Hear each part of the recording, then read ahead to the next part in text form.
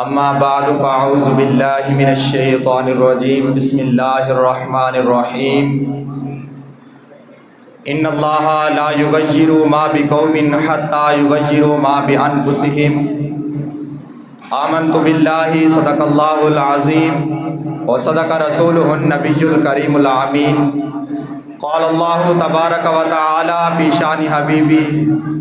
ان اللہ وملائکتہ یصلون علی النبی یا ایہا الذین آمنوا صلوا علیہ وسلموا تسلیما۔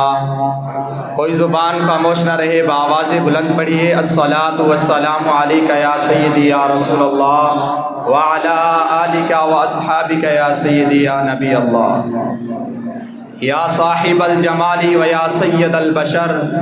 من وجهک المنیر لقد نور القمر لا يمكن الثناء كما كان حقه بعد الخدا بزرگ تو یہ قصہ مختصر۔ اللہ تبارک و تعالی دی حمد و ثنا تو بعد حضور اکرم نور مجسم شفیع معظم تاجدار مدینہ محمد مصطفیٰ جناب احمد مجتبیٰ صلی اللہ علیہ وسلم دی بارگاہ دے اندر تحفۃً عقیدتاً محبتاً درود و سلام پیش کرنے کے بعد میرے ہم مکتب ہم سفر ساتھیو السلام علیکم ورحمۃ اللہ وبرکاتہ۔ میں نے آپ احباب کے سامنے ایک آیت مبارکہ پڑھنے کا شرف حاصل کیا ہے کہ اللہ تعالیٰ نے قرآن مجید فرقان حمید کے اندر ارشاد فرمایا ان اللہ لا یغیر ما بقوم حتی یغیروا ما بانفسہم، کہ بے شک میں کسی قوم کو نہیں بدلتا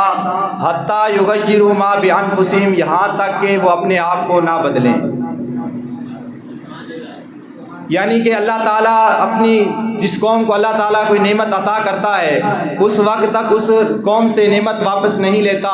جب تک وہ قوم اپنے اچھے اعمال کو برے اعمال کی طرف تبدیل نہ کرے۔ اس آیت سے ہمیں یہ سبق ملتا ہے کہ ہم کسی چیز پر مجبور نہیں کیے گئے۔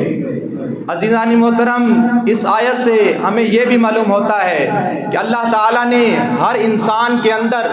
کوئی نہ کوئی ٹیلنٹ، کوئی نہ کوئی خوبی رکھ دی ہے۔ اب ہر انسان کو خود چاہیے کہ وہ اپنے آپ کو اعمال حسنہ کی طرف لے کر آئے، کیونکہ اسی طرح اللہ تعالیٰ نے قرآن مجید فرقان حمید کے اندر ایک اور جگہ سورۃ انفال کی آیت نمبر 53 میں ارشاد فرمایا ذالک بأن اللہ لم یک مغیرا نعمتا انعمها علی قوم حتی یغیروا ما بانفسہم۔ یہ اس وجہ سے ہے کہ اللہ تعالیٰ کسی نعمت کو ہرگز نہیں بدلتا جو اس نے کسی قوم کو عطا کی ہو جب تک وہ اپنے اعمال کو یا اپنے آپ کو تبدیل نہ کر سکیں۔ مثال کے طور پر اگر کوئی شخص یہ کہتا ہے میرے حالات خراب ہیں، دولت نہیں ہے، عزت نہیں ہے، سکون نہیں ہے، پریشانیاں ہیں، رزق کے اندر کاروبار کے اندر برکتیں نہیں ہیں، تو سب سے پہلے ہمیں یہ دیکھنا ہوگا کیا اس کی نیت صاف ہے، کیا وہ اپنی ذمہ داریاں ایمانداری سے نبھا رہا ہے، کیا وہ دوسروں کے حقوق کا خیال رکھتا ہے، کیا وہ خود کو بدلنے کے لیے تیار بھی ہے یا نہیں۔ کیونکہ جو انسان اپنے آپ کو دل سے بدلنے کی کوشش کرتا ہے تو اللہ تعالیٰ اس کی مدد فرماتا ہے اور اس بندے کی تقدیر بھی بدل جاتی ہے۔ اب اس سے ہمیں سبق یہ ملتا ہے کہ ہم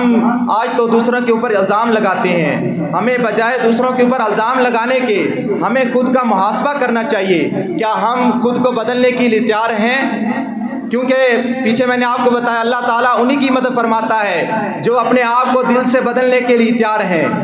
تو اس آیت سے ہمیں یہ سبق ملتا ہے کہ ہم اپنے آپ کو بدلیں۔ ہمارے آپ میں سے یا مجھ میں سے کوئی باحیثیت فرد اپنے خاندان، اپنے معاشرے کے لیے، اپنے ملک کے لیے کوئی مثبت کردار ادا کر رہا ہے؟ اگر آج میں اور آپ اپنے آپ کو سنوار لیں گے تو ہمارا معاشرہ، ہماری قوم اور ہمارا ملک ایک کامیابی اور ترقی کی راہ پر گامزن ہوگا۔ یہاں پر ایک اشعار نے کہا جو خود کو بدل لے وہ زمانہ بدلتا ہے، جو خود کو بدل لے وہ زمانہ بدلتا ہے، یہ وعدہ ہے خدا کا جو ہر لمحہ سچ کہتا ہے۔ دعا ہے کہ اللہ تبارک و تعالیٰ میری حاضری قبول فرمائے۔ وآخر دعوانا الحمدللہ رب العالمین۔